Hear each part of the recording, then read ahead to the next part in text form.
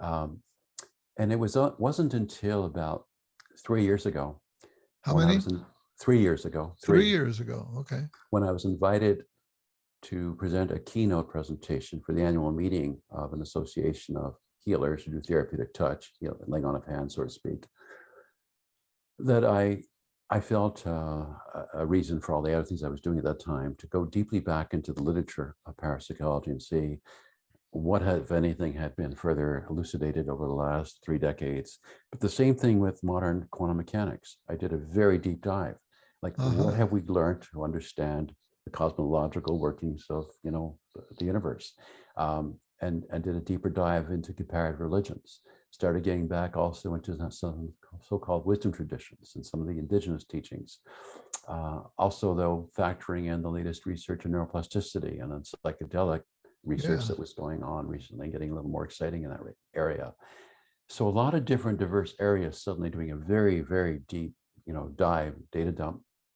And suddenly, to my surprise, didn't expect this, I suddenly experienced a 180 degree shift in my understanding.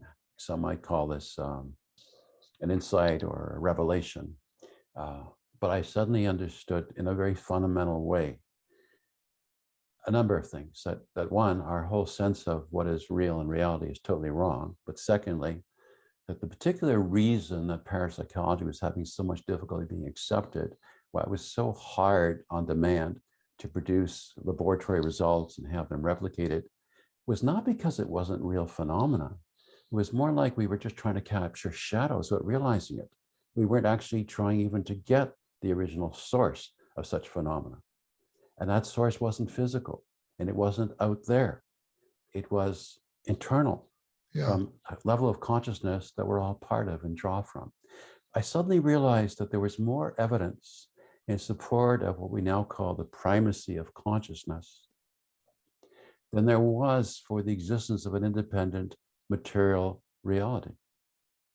And Right. as you know, I went very deep into various chapters, like even the one on physics, and showing that even the physicists are saying the same thing, that the notion many of us still have, not just in psychology, but broadly, of what is reality and what is physical solidity. Totally wrong. Not partly, it's totally wrong. So suddenly I realized that the materialist reductionist paradigm of reality, which has been with us since Democritus in ancient Greece, it just got more and more elaborate as we got more and more into our technological developments. It's a metaphysical fiction.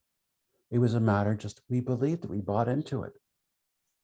But there's no proof for it. The proof is for the primacy of consciousness. So in my book, what I try to do is provide, as you said, it's deep, there's a lot of information in a deceptively small book, exhaustive, comprehensive information from many different facets that when you connect those dots, lead to this as a conclusion, not as a hypothesis, and connecting it all in a logical way too. So I think my book, as I understand it, and you're welcome to, come back at me if you think there's any holes in it, it proves the primacy of consciousness. It's not just proposing the case for it, it proves it.